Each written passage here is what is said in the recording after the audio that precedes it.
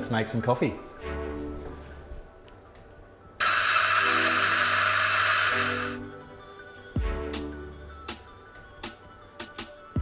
Press it in. Whack it in the machine. Just run with a latte today. Looks like it's running a bit quicker up.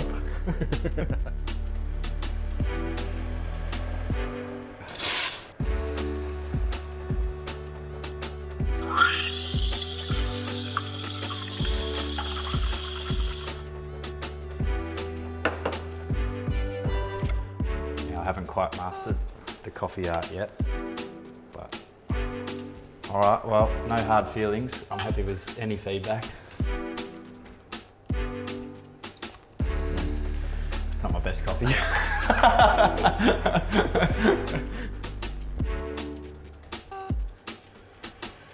How quick did that run? Probably too fast. Yeah, it tasted like it ran quick. Easy. Oh, how easy.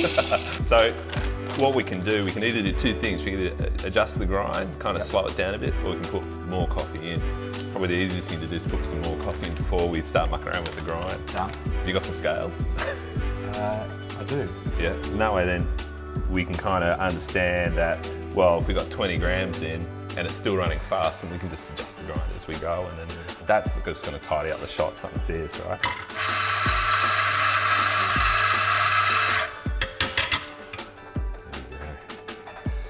There we go, happy days. So what we want to try and do too is get that nice and even. So when the coffee is extracting through, it's going through a nice even puck. Yep. On the bottom here, we've got a nice kind of lip, but we can rest that straight there so we don't, because this will just fly off if we chuck too much pressure on. Yeah. Away we go. Game on. Oh. All right, so we're 20 in and we're still running fast. So what we want to do now, we've got a variable that we can control with the weight. Yep. The next thing we can do is adjust the grind. All right. So finer. That's it. The finer the grind, we're going to restrict the water that's going through that park. So we'll just go a little bit finer, not a great deal, because we don't want to go too much and go back to that 20 grams again. But what we'll do, we'll eject a bit of grind out first. Yep. Inside the chamber, there's a couple of grams of the old grind, and you're just going to be chasing your tail if you keep doing it that way. Junk that, and then we're good to go.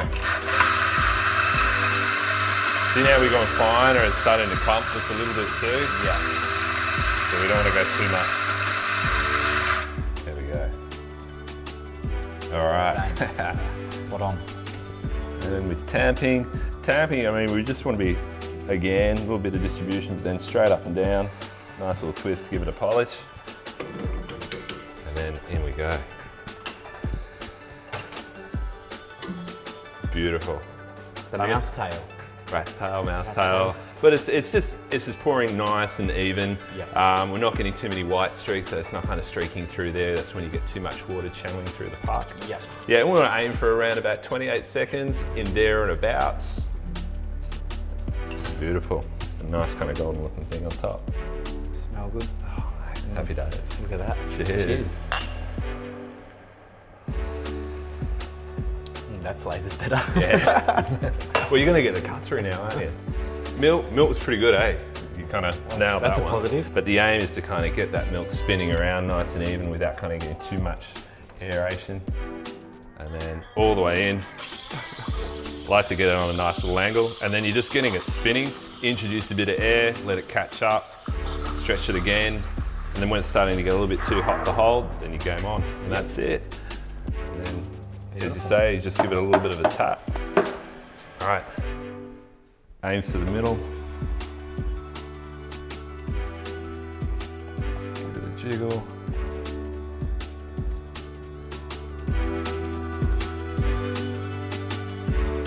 Trent, tell us game day. How does coffee kind of weave into your prep? Yeah, well, I try not to have more than one in the morning just to ensure that, particularly if it's a night game, I'm able to have a sleep. And then I sort of start to ramp it up leading into a game, but I think it's just become part of my routine that helps.